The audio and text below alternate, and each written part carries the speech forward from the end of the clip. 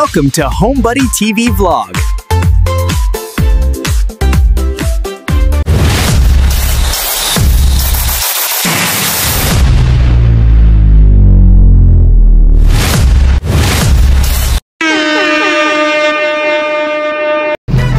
Good morning guys! Nandito tayo sa airport.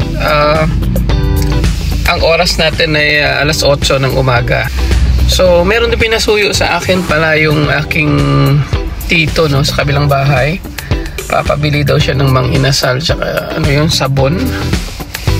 Meron siyang sulat maliit na note, no, na ipinabigay kaninang umaga. Ito may nakaklip na pera at saka may note, no. Ayan, oh.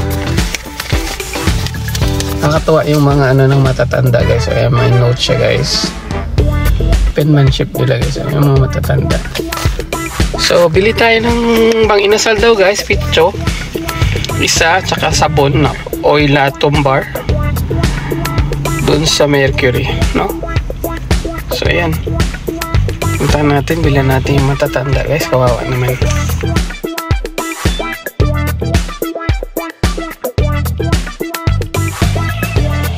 Hinanap ko siya muna doon sa may grocery, pero wala pala yun sa mga sabon. Yung sa labas lang. Nandun pala sa loob nilagay nila yung sabon, no. At mahal pala, guys. May presyo pala. Ito, pakita ko sa inyo, guys. So ayun, guys, Oilatum soap. Isang malaking bar, value pack. 50 grams. 3 piraso sa loob. Bali 438 pesos. Diba? Kaya naman, guys, nandito na tayo sa City Mall. Bili tayo mang inasal, guys. So ayun, guys, nakabili na tayo ng mang inasal. Tapos yung gamot, no. Nag-abono lang ako ng 95 pesos, guys. Okay na yun para sa mga matatanda naman yun. Punta tayo sa kabilang bahay. Atid ko lang to, guys, mang inasal.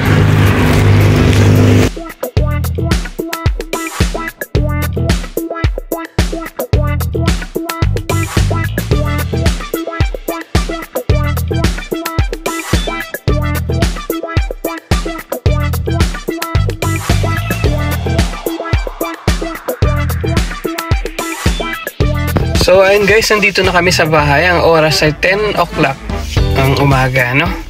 Nauna kami umuwi, guys. Yung maliit gusto na umuwi. Naiwan yung iba naming kasama dun.